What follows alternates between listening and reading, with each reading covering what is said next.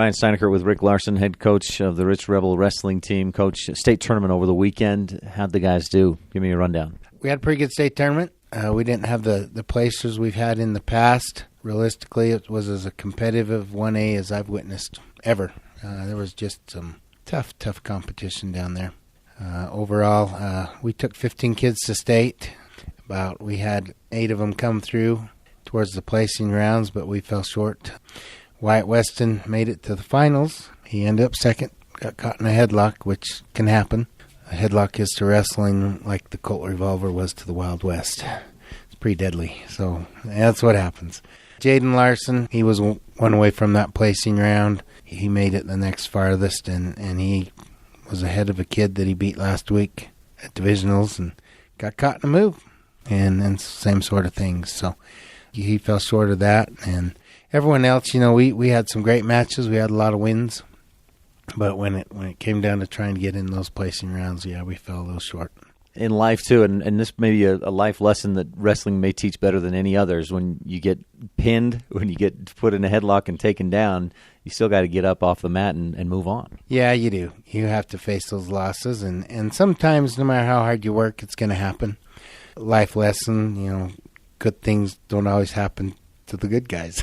and in all honesty, I told them this was the hardest working group that I probably had at Rich, the hardest working seniors that we've had.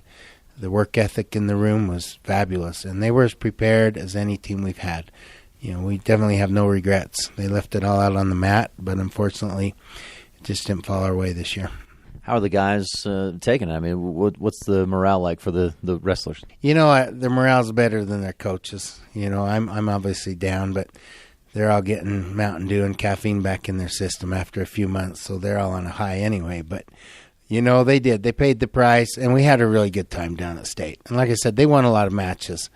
For example, Jaden, although he won 2, lost 2, so it came out 50-50, but, that's the way it is. So every one of them had successes down there, coming through the pigtails to get in. We did well, and then to wrestle back through. But just a lot of little things. We made little mistakes here and there, and those are the things that kind of frustrate a coach because it could have gone so easily a different way. But this time it didn't, and these kids have to learn that's kind of like life. You get up and you move on and look at the good, look at the process, look at the things you learned, and they've gained a lot from this year in wrestling that we'll take on later on in life. So it was a great season, great group of kids.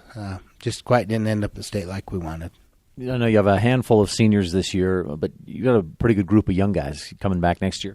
We do. We have a large group of underclassmen. Next year, state's drastically going to change for us because Duchesne and Altamont go 2A. And if you pull those two teams out of the mix, we would have had probably 10 of our kids place this year. I mean, that's how good those two teams are. So next year, it'll be a whole different 1A. Lots more opportunities for our kids. Coach, anything else you want to touch on? No, I appreciate all you do, Ryan, and I'm proud of my seniors, my captains. We had a great year. Rick Larsen, wrestling coach at Rich High School. Thanks for your time, and good luck with everything else at Rich High School. You bet. Thanks, Ryan.